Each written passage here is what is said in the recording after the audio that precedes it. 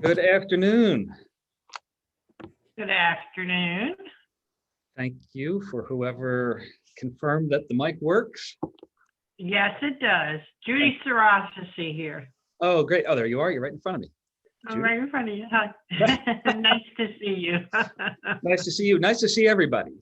Thank you for carving out some time in your day.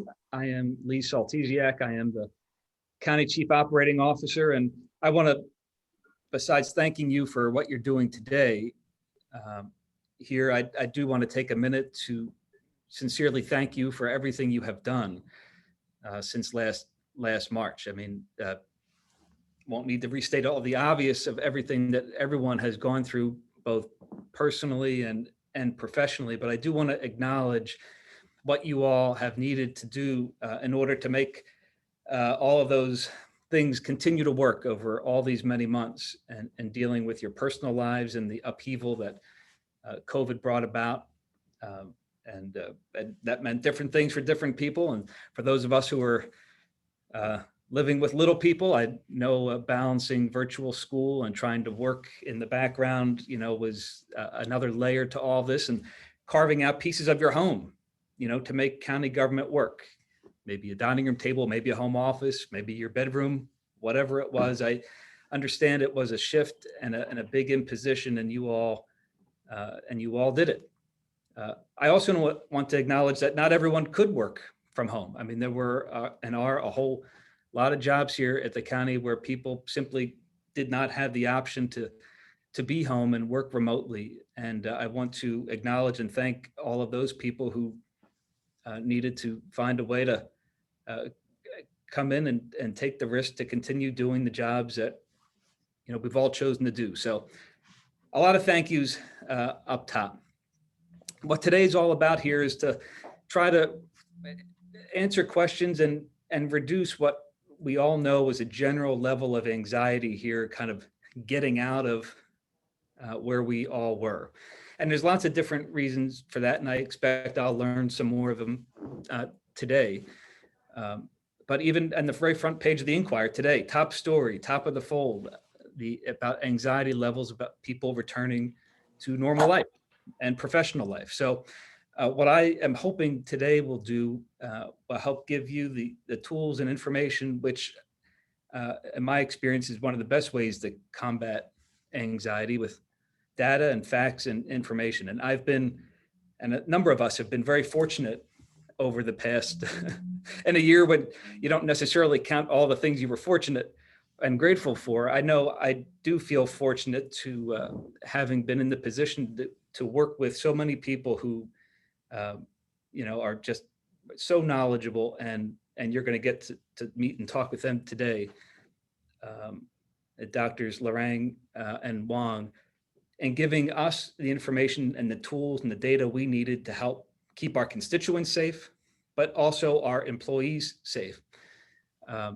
And how that helped not just me professionally make the decisions we needed to make, but helped me personally. I, had access all day long to these guys who helped make us all safe. And I was able to bring that information home to my family, to my friends, and be an ambassador for what we all needed to know. And it occurred to many of us that our employees, obviously haven't had that direct access, at least with these two doctors, but that, you ought to, and we want you to have that same level of comfort and information for yourselves, for your coworkers, and for your families, to understand why it is we're feeling more and more confident that returning to work and to normal life here is a safe thing to do. So with that, let me do some quick introductions here, and you'll see from our relative bios here that our first panelist, so to speak, Donna Pardue, who's our director of HR, who you all know. Donna and I are the mere mortals on the list today. We also have Dr. Lorraine, who is our medical director of the Office of Public Health. He's also practices at internal medicine at Grandview Primary Healthcare. Dr. Lorraine is also Lieutenant Colonel in the PA Air National Guard, commander of the 193rd Special Operations Medical Group. He's also a clinical assistant professor at the professor of medicine and family medicine at the Penn State University, the Hershey Medical Center, and he's a clinical assistant professor at Drexel University School of Allied Health Sciences.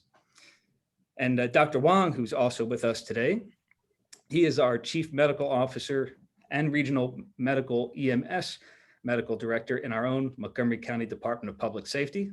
He is also a clinical assistant professor of emergency medicine at the Sidney Kimmel Medical College at Jefferson University and Chief Division of EMS at the Jefferson Health Northeast. So, Dr. Wang and Dr. Lorraine obviously don't sleep much, but they are awake right now for our questions and answers. And the agenda here, we're going to start off with some opening remarks and a presentation by both doctors to kind of level set on some of the real high level basic concerns that we're all hearing. You know, there are some very basic anxieties our employees and friends are asking and trying to grapple with. And that is fundamentally, why should and how can we feel safe now to start easing these protocols and returning to normal operations? So I don't want you to just take my word for it, obviously. And despite all the time that we've spent together, both doctors, Lorraine and Wang, have advised me that I am actually not a medical professional. So I'll leave them to answer these questions today. I'll ask Dr. Lorraine to start with a real high level overview of some of the basic facts here in terms of the data and the science of where we are now in the pandemic, followed by Dr. Wang, who will give some opening remarks following those remarks and about masking in particular. Dr. Lorraine. Thank you for that introduction, Lee. It is a pleasure to be able to be with you all, well, virtually today, and be able to give some information that I know will go kind of to the heart of what a lot of you are concerned about.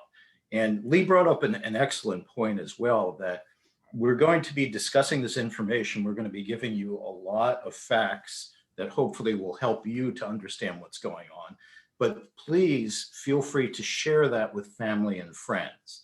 You know, obviously, as this pandemic has gone on, there have been a lot of avenues of information, some better than others. And of course, there's the ubiquitous, I read it on the internet. I will be addressing some of that in the presentation that I'm giving and talk about some of the internet rumors as well. The other point that I wanted to make, and this came out as we were preparing for this town hall, is that the guidelines that we've been promulgating from the beginning, we've tried to base on the science as much as we know of it. We started off with a limited amount of information. We're familiar with coronaviruses. They've been around for quite a while. The most common coronavirus actually just causes a cold.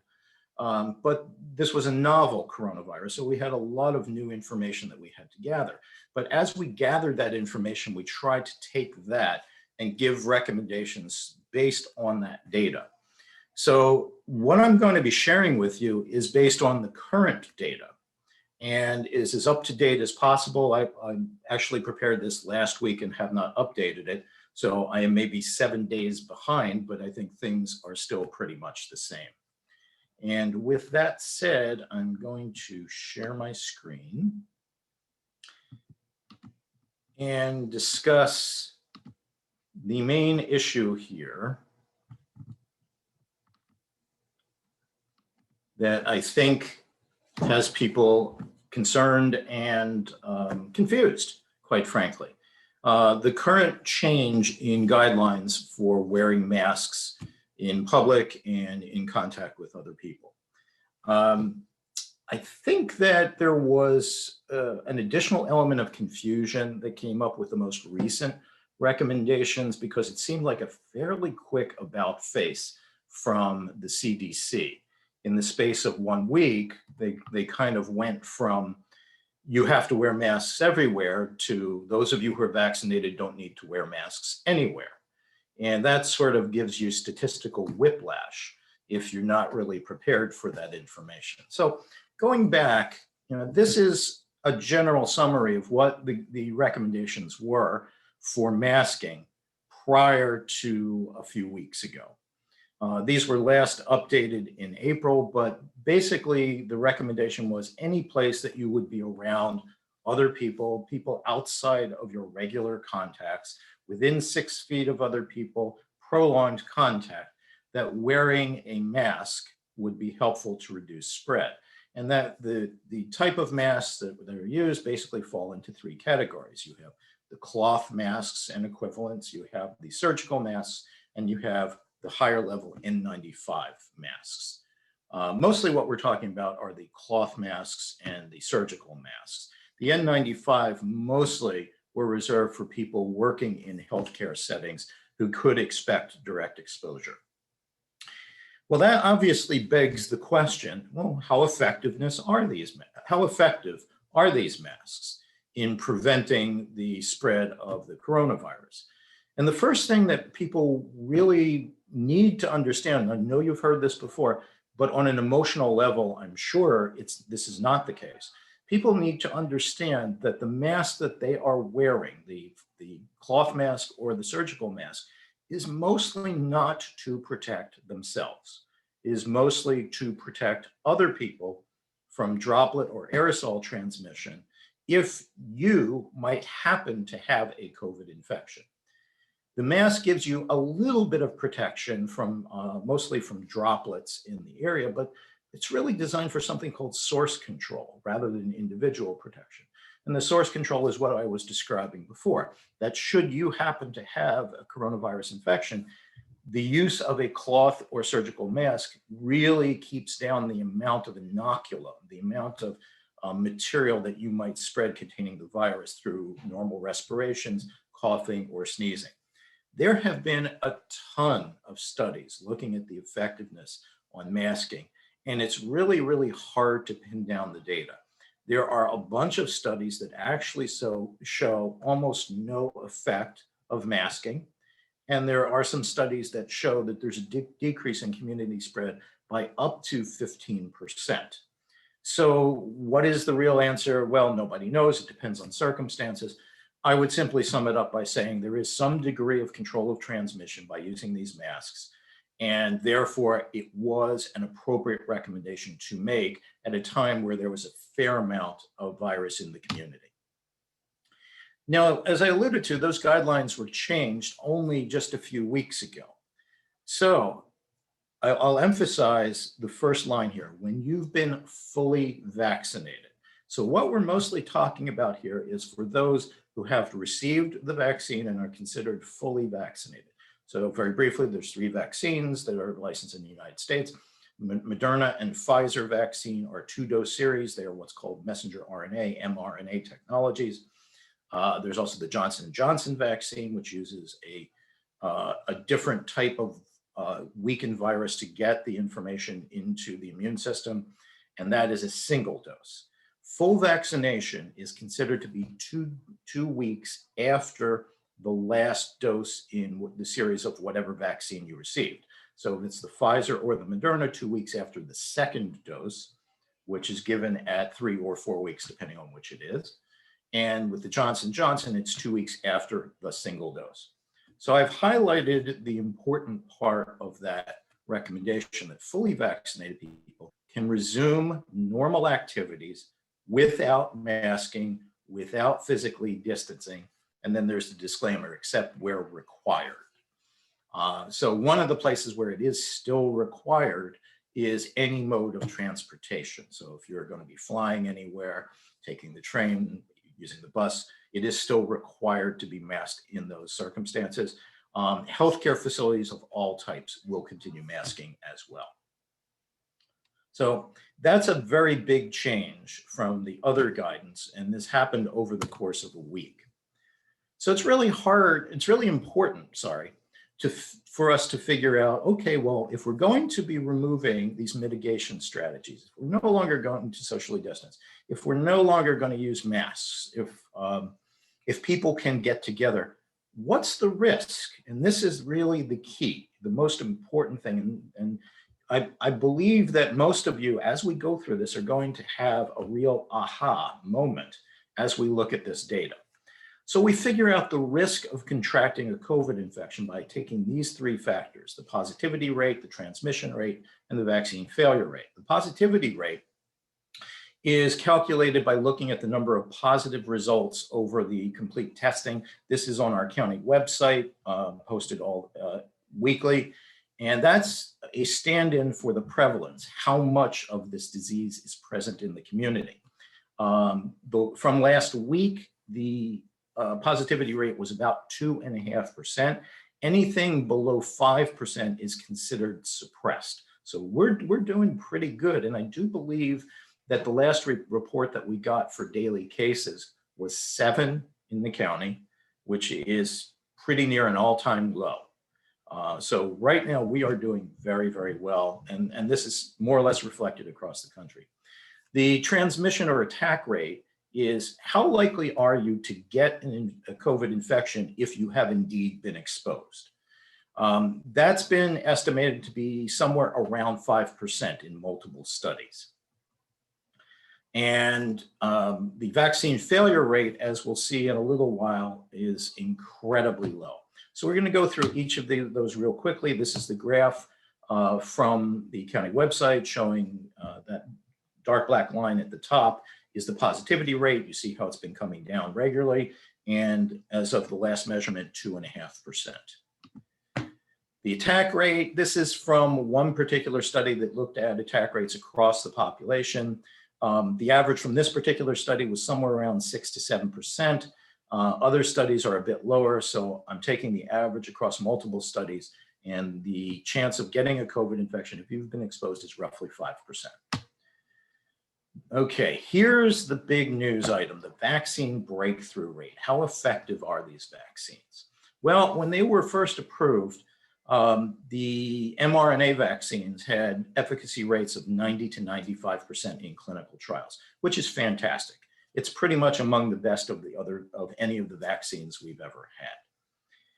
The post-marketing surveillance, and this was from a big study that got published in MMWR, which is the publication from CDC, going all the way through the end of April 30th. What they found is that there were just over 10,000 cases of COVID infections in people who have been fully vaccinated. And that at the time was a number of 101 million people. So think about that. 10,000 that sounds like a lot, but we're talking about out of 101 million people. That is a vaccine breakthrough rate of 0.01%. I'm going to let that sink in, 0.01%. So our estimate was that it was going to be somewhere between 5 and 10%. It's 0.01%. That's incredible. Caveats. This will change over time because it's a function of how long people have been immunized and how long they have to be exposed to infection. And it is also a little bit underreported. But we're going to use this number for right now because it is based on the data. All right, so we'll get to the meat of it. Let's do a calculation. An individual who has been vaccinated is in the company of someone else who has been not vaccinated. They are unmasked, they are within 6 feet of each other, and they are spending a prolonged amount of time together. What's the risk of the vaccinated person getting infected?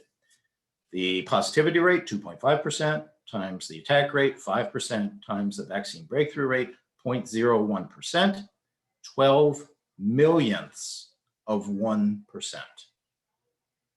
I'm going to say that one again too, 12 millionths of 1%. So with odds like that, I'd much rather play the lottery. I think I've got a better chance of winning Powerball and being able to retire. But let's look at another case. So now we have 2 people who have been vaccinated, who are in each other's company and are within 6 feet, they're unmasked. So we take that same number, which was 12 10 millionths of 1%, and now multiply it again by the vaccine breakthrough rate, 12 10 billionths of 1%. Now, odds like that, and this is a rhetorical device I use in the office all the time, That's like winning the lottery and being struck by lightning on the same day. Not very likely to happen. All right, here's another concern. Someone who's been vaccinated goes to a bar or a restaurant and they're in the company of 50 other people. And we're going to assume that every one of those 50 people is unvaccinated. What are the risks there? Again, 2.5% times 5% times 0.01%. And now we multiply it by 50 because there's 50 individuals. 625 millionths of 1%. So this is a little better odds than being around one individual. So maybe, it's equivalent to a scratch off rather than the lotto. Still, I'd rather take the lottery ticket. I think these odds are really, really low. So that's going to address a whole lot of questions that people have. What are my risks if I'm unmasked and someone near me is unmasked and I don't know whether they've been vaccinated? Very, very low. So to sum up, if an individual is vaccinated, as you can see by these numbers, it is very safe to unmask. But again, the data presented is based on a fully vaccinated individual. We cannot apply it to those who are unvaccinated. The risk of COVID infection to a vaccinated individual engaged in normal activities is incredibly low, but we don't want to let our guard down. So other practices, hand hygiene, remaining at home when ill, and let me emphasize that one. If you are sick, if you feel sick, if you have a fever, we want you to stay home. And there'll be a little further discussion of that later on as well. So we should continue with those good practices. I'll briefly mention for those who are unvaccinated, the odds are low, but not as low as this. So it is considered safe to unmask, but given those numbers there, I would recommend for those of you who have not received a vaccine yet, that you take this to heart, seeing how much of an advantage you can get by being vaccinated and go ahead and get vaccinated. And with that, there we go. So normally I take questions at this point, but I think we're going to just move on to the rest of the presentation because there's a whole lot of issues other than this. I'm sure I've spoken too much already, but I will be available for questions as we go along. I'll turn it back over to Lee. Okay, thank you, Dr. Lorraine. I'll ask Dr. Wang to give some opening thoughts, kind of building on Dr. Lorraine's presentation and his own thoughts on lowering anxieties generally as it relates to all the science and data that we now have. All right. Thank you, Lee, for that introduction. And thanks, Dr. Lorraine, for taking us through that very comprehensive and whirlwind overview. It felt like a great statistics refresher lesson from med school, and I very much appreciate it. I do want to echo Dr. Lorraine's remarks about being thankful for this opportunity to speak today. This really is sort of been a really enjoyable place for me to be working in. I very much appreciate all the work that everyone in the county has done to help us get to where we are today. You've heard it time and time again, we have been consistently ahead of the curve in terms of reduction of transmission and the management of our cases, the safety of our employees. And really that's all due to your individual efforts, not only in your workplace conduct, but also the things that you did when you weren't at work. And we recognize that took sacrifice, that took dedication, and that took a lot of strength. And we are very, very appreciative of all that you've done. The one thing I did throw together real quick, based on what Dr. Lorraine was talking about with statistics, was the number needed to vaccinate. And so we have talked about how effective the vaccines are. And you've seen the studies about the various effectivenesses of the 3 different vaccines that are commonly available here in the US, Pfizer, Moderna, and Janssen or Johnson & Johnson vaccine.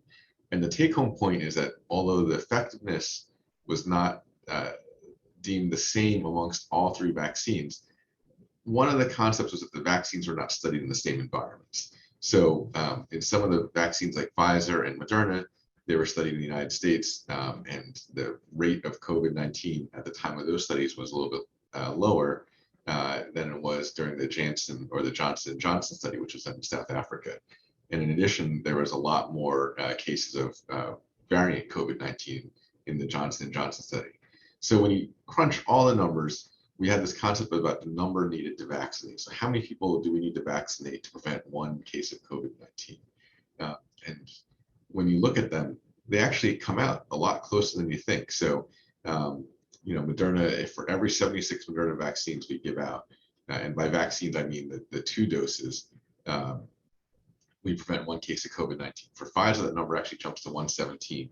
And for Janssen or Johnson & Johnson, it's 1 dose and you're fully protected. And that number needed to prevent one case of COVID-19 is really showing to be 84. So the take home message here is that whatever vaccine is available to you is the most convenient for you. That's the right vaccine. Their efficacy is very similar, if not the same, across the board, and they are tremendously effective. So Dr. Wang did talk about some of the masking guidance, and it's really become very simple. So the Pennsylvania Department of Health has adopted the CDC vaccination masking recommendations for those who are vaccinated, and it's really summarized in one line, right? So if you've been fully vaccinated, you can resume activities that you did prior to the pandemic, right? And then there's a caveat that this is not for patient care settings and not for patients within a healthcare facility, right? So it's almost so simple that it feels a little bit funny, right? Because for 16 months, we've been talking about my mask protects you and your mask protects me. And really the reason for this does come back to how effective the vaccines are, right? So, if you've had a condition or taking something that weakens your immune system, you might need to continue following some of these precautions. But for otherwise, if you are vaccinated, you can just do your normal thing. And the reason for this is because the vaccines are so effective at protecting you. That if you were not masked and the person that you're sitting across from has COVID-19, but they're not symptomatic, they're not aware of it or whatever, if you're vaccinated, that mask doesn't add any measurable amount of additional protection to you. The caveat though is if you are not vaccinated, right, you don't have that protection. So you do need to continue wearing a mask, staying 6 feet apart, following all the things that we've been doing for the past 16 months. In your decision about whether or not you should wear a mask, you should take into account some of the activities that you can be engaged in. So certainly, being outside, same members of your household, those are the safest. Whether you're vaccinated or not, you don't need to be wearing a mask. But then if you were to attend some sort of crowded outdoor event, a big sporting event, right, then there's a lot more people in close proximity. They can't be 6 feet apart. And then your risk is a little bit higher. So you might, even though you're fully vaccinated, you might want to continue wearing a mask. But if you're not vaccinated, you really either want to stay away from that if at all possible, or definitely wearing a mask. Does that make sense? So your activity and what you're doing has an impact as well. And, if you are, we've been all wearing masks for, months. When I work in the hospital, I'm still wearing a mask at all times. If you're more comfortable wearing a mask, you discuss it with your supervisor. You should feel free to do so. The mask offers a modest amount of protection to you. It can enhance the comfort of others. But again, the take-home message really is get vaccinated, take whatever vaccine is immediately available to you. And that is how you can be the most protected. We could talk a couple minutes about one of the questions that have come up was about how effective the vaccines are. There's a lot of data out there. It's summarized on this slide. Please don't go blind looking at your screen trying to read all this fine print. The take-home message is this. We looked at how effective the vaccines are against all the different variants, in addition to the traditional or ancestral COVID-19. And predominantly here in the United States, especially in Pennsylvania, the UK variant or the B117 variant is the most predominant by far. And you can see that most of the vaccines have tremendous effectiveness against COVID-19. And again, this is where that number needed to vaccinate. You can see the numbers are close, 91, 94, and then Janssen 72%. But there is that caveat to the Janssen vaccine in that the studies were not done here. So they are probably much more effective than what you see in the 72% number the number needed to vaccinate really is, in that range of 76 to 117. All right, and like Dr. Lorraine said, this is normally where I would take questions as well, but we'll defer that. If you have specific questions though about whether a vaccine is right for you or your particular situation, certainly the best person to answer that question for you individually is your primary care practitioner. But we are all one Montgomery County family here. And so if I can be of help in any way in helping you make a decision, please don't hesitate to reach out to me. My email address, phone number are on the screen. You can feel free to contact me if you can't get a hold of your primary care practitioner. I'm happy to work with you to come up with the right answer. And with that being said, I'd like to turn it back to Lee. Thanks again. Wonderful. Well, thank you both. I expect everyone on this Zoom can see and feel how lucky the county is as a whole, not just all of us here as employees, but really the residents of Montgomery County should feel very grateful that we've got the likes of Dr. Lorraine and Dr. Wang right here to help unpack all of this and to help us all make the decisions we need to make to live our lives and go to work.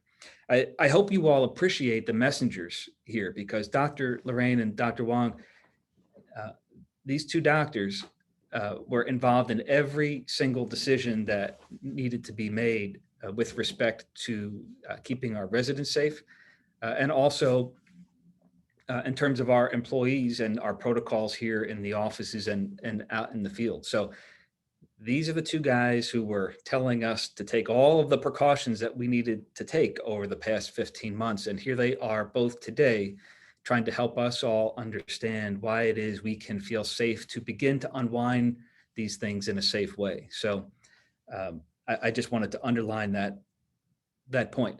Little housekeeping, and then we'll get into the questions and answers that we alluded to. We did receive a lot of questions ahead of time, and many of them are in, a few different buckets, but all kind of on the same points, many of which were hit during the presentations. But we'll go over some again, because a lot of it is worth repeating. Probably won't get to all of them. So at the end of this presentation, we will email out to folks the recording that is being made. So be on your best behavior. Also an FAQ based on what came in and some of the things we didn't get to, as well as a survey. I know this is about returning to work and being safe in the workplace. And part of that obviously is getting vaccinated. We do have, and this is something we can be proud of and use, I hope, to lower some of our anxieties. We have a very high vaccination rate here in the county. We've got over 70% of all residents in the county have received at least one dose. And that's incredible. And I think the number is nearly 80% of people who are 12 and older, those are the eligible people to be vaccinated, have received at least one dose here in the county, which is a hell of a thing. And to the extent you all have helped to cajole and talk your coworkers and or your friends and family into it, we thank you.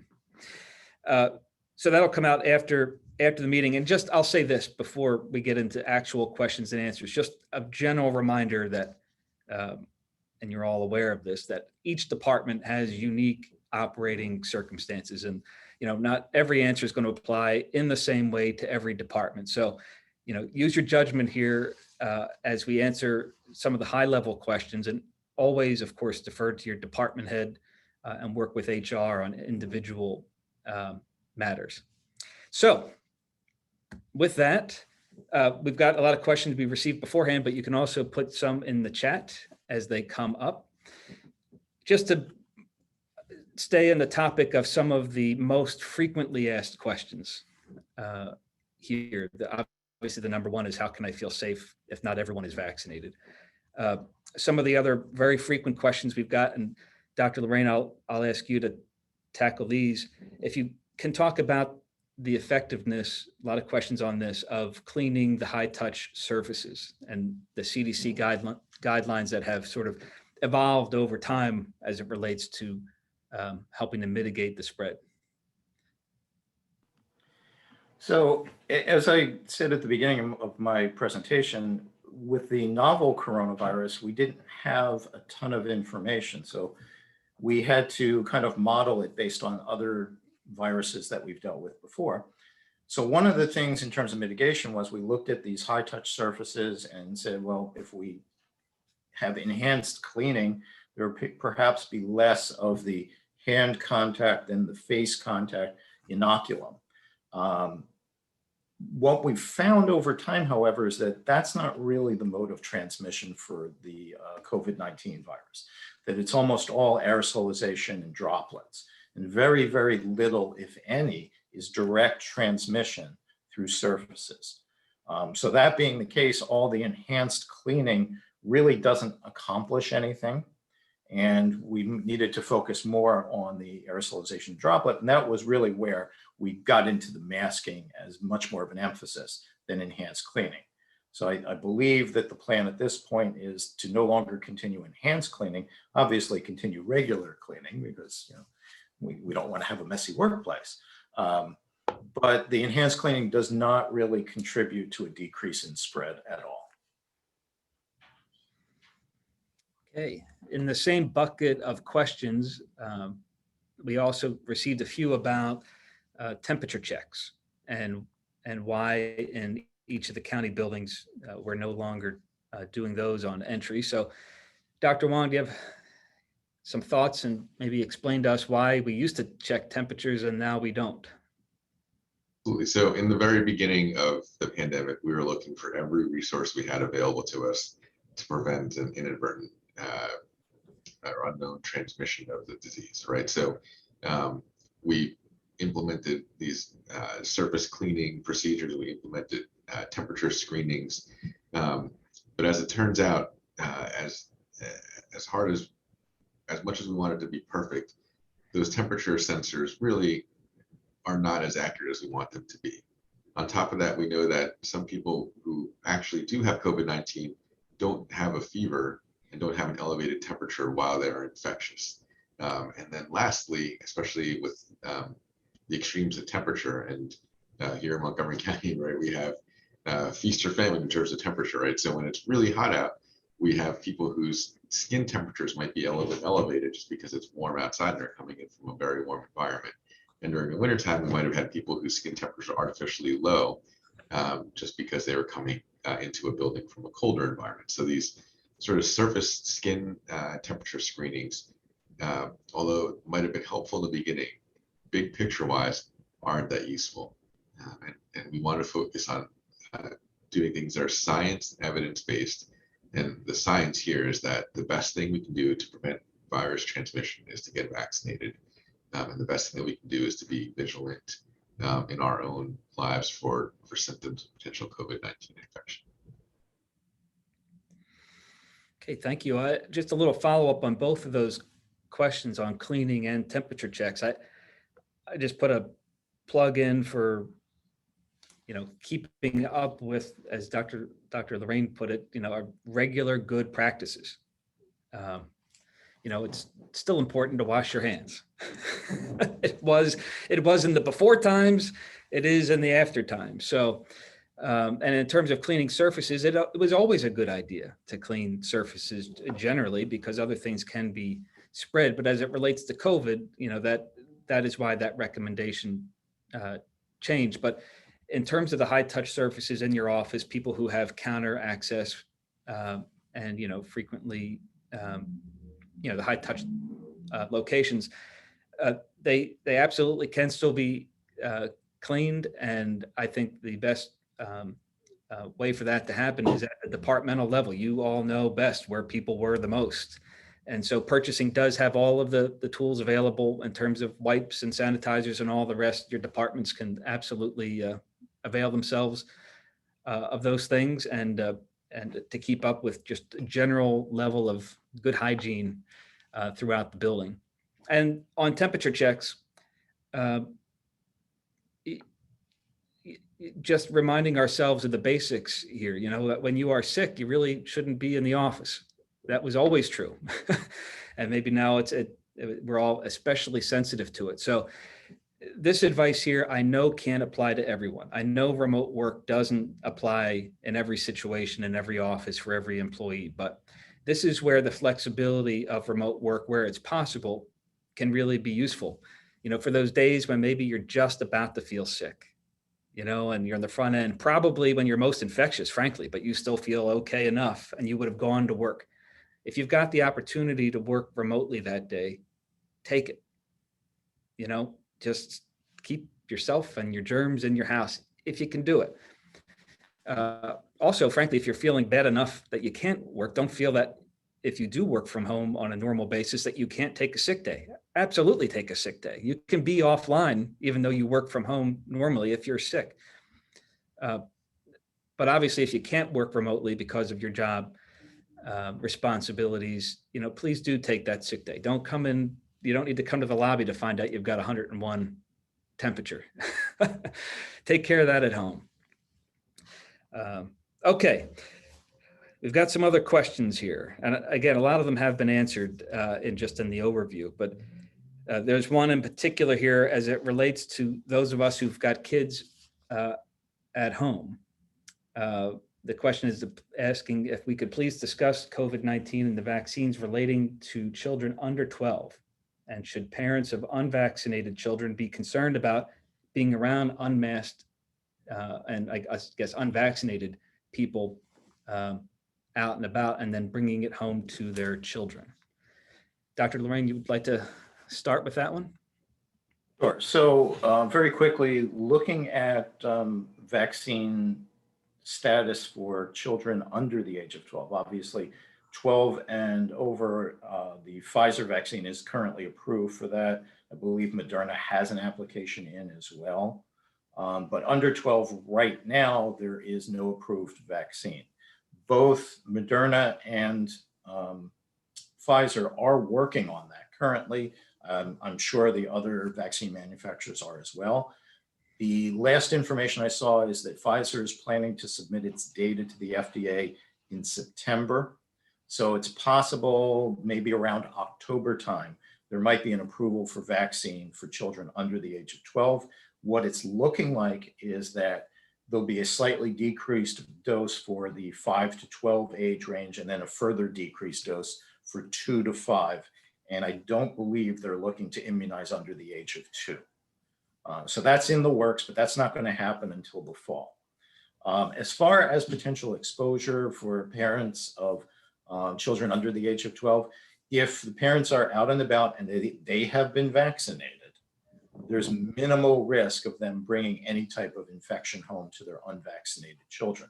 So I wouldn't have much concern about that. They might still need to have some precautions about being around other children, their kids' friends, perhaps, that they would not be in their own little family group. So there might need to be some precautions still in terms of large groups of children being together and those adults. But as far as just normal family life and the adults, if they've been vaccinated, very little risk of bringing home any type of infection. Okay, thank you. So I see a question in the chat here about the ventilation systems, and I know we got some of those ahead of time as well.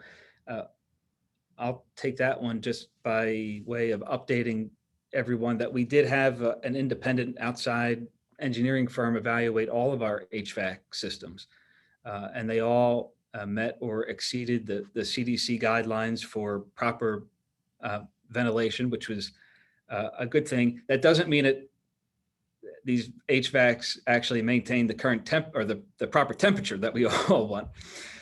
My jacket is on today because I'm cold, not because I was trying to look particularly good.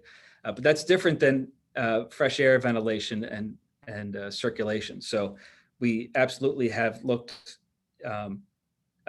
into that, and we got that report. But part of that work is maintaining that and just keeping the systems up to date and clean on a regular and routine basis. So that work is obviously always ongoing.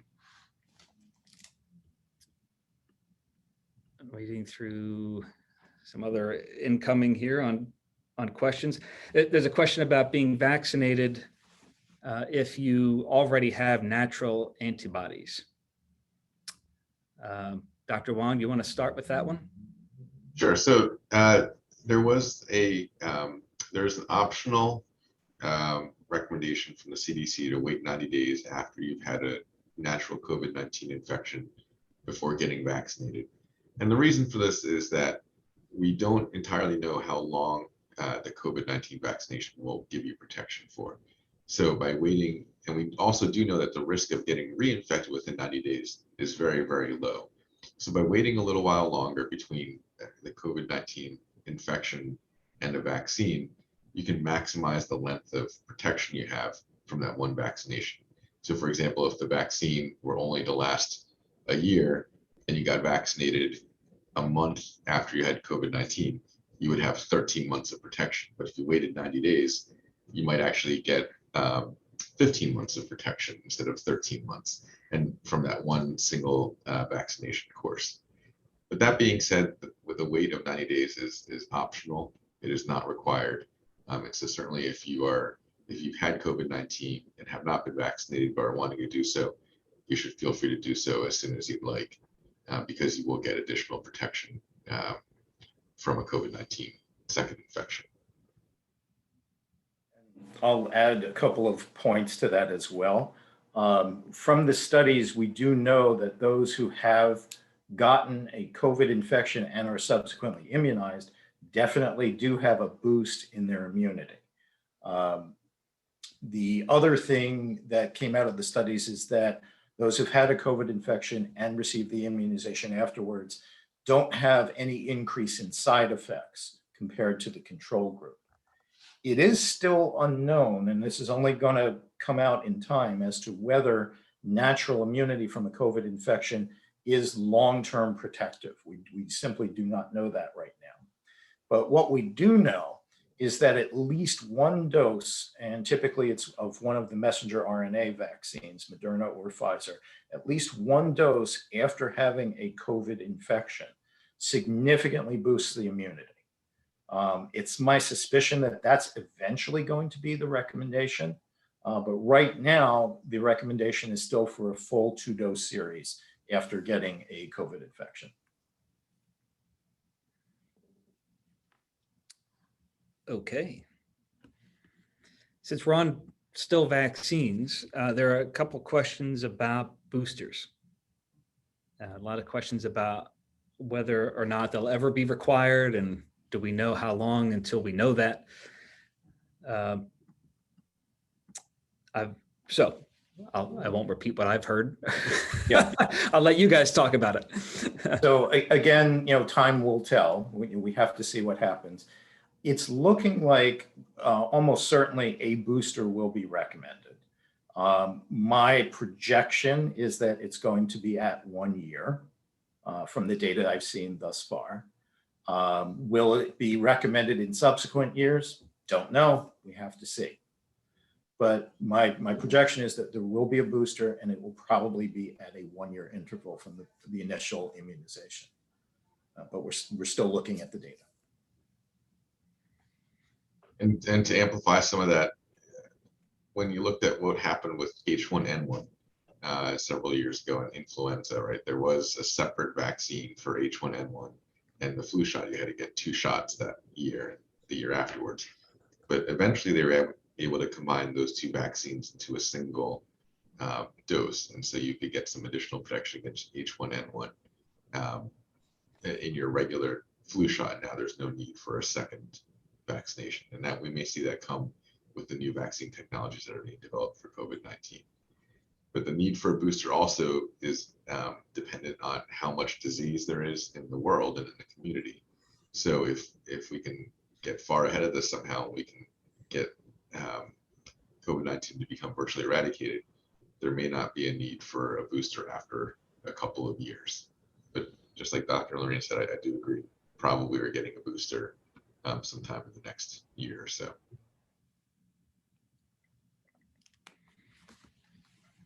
Okay, thank you. There's a couple of questions here about contact tracing and our ability to still do that, and our intention to keep doing it, and whether or not people would even know at this point if they had been exposed to a positive, someone who was COVID positive. So Dr. Lorraine, you want to talk about that? Certainly, since that's OPH related. So contact tracing is continuing. Obviously, with the large decrease in the number of cases, our capacity, it has now exceeded what we actually need in terms of doing 100% contact tracing. So we've ramped that down, but we're maintaining the capability. So there will still be pretty complete contact tracing going on. We'll be able to follow cases and certainly inform people that they might have been exposed. Caveat to that, if you have received the vaccine and you have a known COVID exposure, you're actually not required to do any type of quarantine. Again, this is a benefit of vaccination.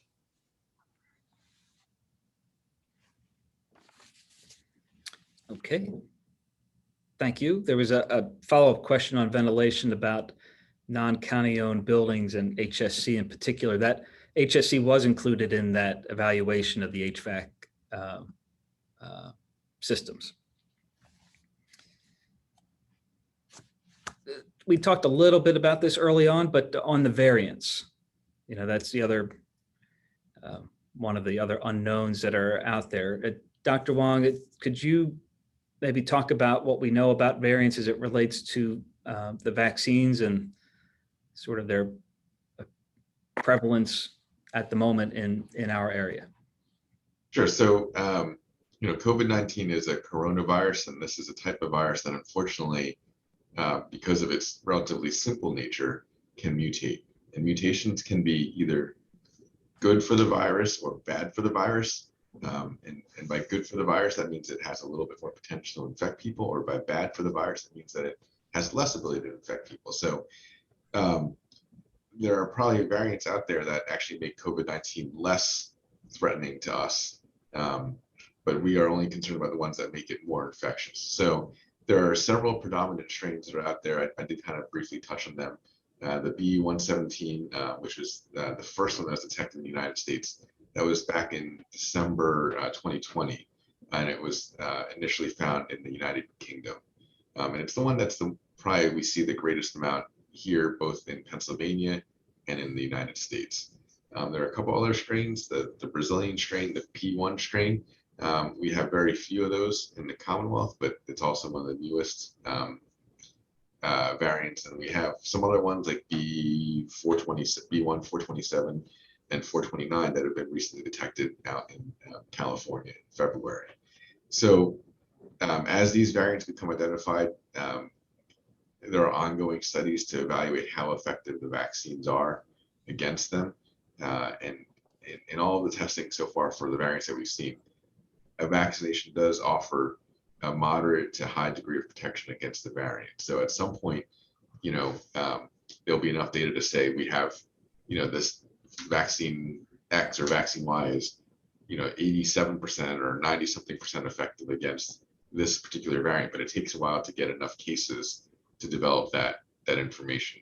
But everything that we're seeing is that there is at least a moderate to a high degree of protection against the variant from the conventional COVID-19 vaccine. So again, the best thing that we can do is get vaccinated to get protected against the variants. And I think the other thing we should talk about with vaccinations and variants is the severity of disease. So some of these variants have potential to cause greater disease severity than others. But in all cases, those who have been vaccinated and do go on to get sick. Those are the vaccine breakthroughs that Dr. Lorraine mentioned in his talk. All those people who've had a vaccine breakthrough have had much less severe illness than those who have not been vaccinated and get one of those variants or get COVID-19. So that is another factor to measure as well in considering whether or not you should get vaccinated. I'll just quickly throw in one additional point. The new technology, the messenger RNA vaccines, one of the main advantages of that is very, very easy to modify it to accommodate these new variants. So both the mRNA vaccine manufacturers are already working on incorporating that into their vaccine. It's a relatively simple process, a significant advantage. Just on that point, and we're nearing our end here, but there's a last question in the chat about needing to get a vaccine, a COVID vaccine every year, similar to the flu shot. That may be related to the answer on boosters, but if you want to address that, Dr. Lorraine specifically. Again, this is something that's going to have to be determined over time. And as Dr. Wang mentioned, it's going to be also dependent upon the prevalence of coronavirus in the general population. There's a difference between coronavirus and influenza virus, particularly also in the vaccines too. For the most part, the influenza virus vaccines experience something called antigenic drift. And what that means is that as they're produced, the determinants kind of shift a little bit. So it doesn't cover the strains quite as well as it might. And that keeps changing with each different iteration. Each time the vaccine's produced, it changes again. And again, there's also multiple strains out there. So we're actually approaching, and this is just entirely parenthetical, we're approaching a universal flu vaccine as well, so that you might not have to get a different vaccine every year. But that's really digressing a little bit from the question. The answer is that we just don't know if there's going to be a yearly one, but it's not exactly like the flu vaccine. So my suspicion is that there won't be a yearly one. But again, you have to kind of keep tuned and see what happens down the road. Thank you, Dr. Lorraine. I am noting here we are at our time. It seemed to go by quickly. I'll just say a couple closing thoughts here and then ask if the two doctors and or Donna have any closing remarks. Yeah, I just want to thank you guys, not just for your time again today, but for pulling together in the way you all have this past year, and more broadly, frankly, because I don't get to talk to each and every one of you all the time, just to thank you for your commitment to public service, just generally. These are tough jobs, and most people on this call rarely get thanked. So a sincere appreciation for dedicating your lives to the work that you do. And the answers, I'll go back here to just to make a good point that, this continues to be an evolving situation. Just as quickly as COVID ramped up, and it seemed like every week there was something new and there was a new guideline to follow, it seems, almost as true that it is unraveling just as quickly. We are unpacking things and getting back to normal. So obviously continue to stay tuned. But one reassuring fact that I'll share is that we now have what we didn't have in March necessarily, which is a very robust system here of detection and monitoring and contact tracing. We are in a very strong position to be able to continue to monitor very granularly the situation as it relates to COVID now and going into the future. We're not turning the lights out. The operation will be ongoing to monitor what is actually happening on the ground. And we will continue to share what we know when we know it, as we always have. So if guidelines need to change, they will.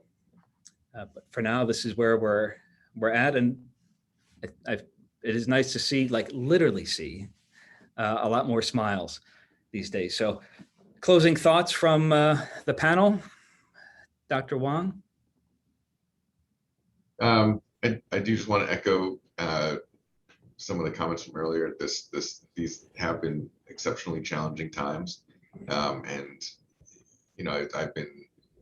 my involvement with the county has been significantly increased, and really it has been a very remarkable place to work, and it's because of how hard everyone is willing to work and how dedicated everybody has been to providing service to our residents and each other, and taking care of one another during this pandemic. It's really heartwarming to see, and as we sort of work on transitioning now and feeling more comfortable doing the things that we used to do, and finding opportunities to reconnect with each other and with our families and with loved ones that have been far away. I think we should just take a moment to reflect on how significant those people are and what that sense of connection is, and how appreciated they feel to be able to do that safely. So thanks again. Thank you, Doctor. Dr. Lorraine? Well, that's certainly a hard act to follow. I obviously echo every one of those comments that Dr. Wang made. I want to particularly thank everyone for everything they have done for the past year and a half or thereabouts, particularly, and everything you did before then as well. But it's been a trying time, and the county employees have performed admirably. I want to particularly thank folks who've been involved in the vaccine effort. And that's not just OPH and DPS. That's a lot of you as well have volunteered and spent extra time in our vaccine clinics, and it's very, very much appreciated. Want to throw one more statistic out your way because that's my thing. 99.8% of Montgomery County residents age 65 and older have been vaccinated. 99.8%. That is outstanding, and it's due in no small part to all of your effort. And thank you so much for all of that. I'll echo also Lee's comments about things changing all the time. My usual presentations over the past year have always ended with the same line. The only thing I know for sure is that next week everything will be different. So keep an eye out for that. We'll bring you all the latest information as we have it. Please feel free to contact us if you have any questions. I'll also thank Dr. Wang for his shout out to primary care physician. As a primary care physician, I greatly, greatly appreciate being able to provide that information to my patients as well as all of you. And thank you all for attending today, and for those of you who will be watching the video of this as well. Thank you, Dr. Lorraine. And Donna, closing thoughts, and also a reminder on resources available to employees who need them. Yes, thank you. I sincerely hope that this has reduced some of the anxiety that people are feeling, the nervousness about getting back to work and getting back to a more normal work life. If it has not, we have a wonderful EAP program for employee assistance. They do a tremendous job at helping with various things that would include workplace, any type of anxiety or concerns that you might have that you want to work through with a professional. Their phone number is 866-695-8622. Again, it's 866-695-8622. The information for Health Advocate and the EAP program should be posted somewhere at your work site. But if you don't have that, feel free to reach out to me. If you have any specific questions that are a little bit more sensitive, concerning yourself, medical condition, anything that you need to really discuss in confidence, please feel free to email me. I am on my email pretty much all the time. It is dpardue@montcopa.org, and I will be happy to help you work through any issues that you may have. Thank you. Okay. Thank you, Donna, and thank you, everyone. Have a good rest of your day. Thanks, everyone. Take care. Thank you. Have a good day. Thank you.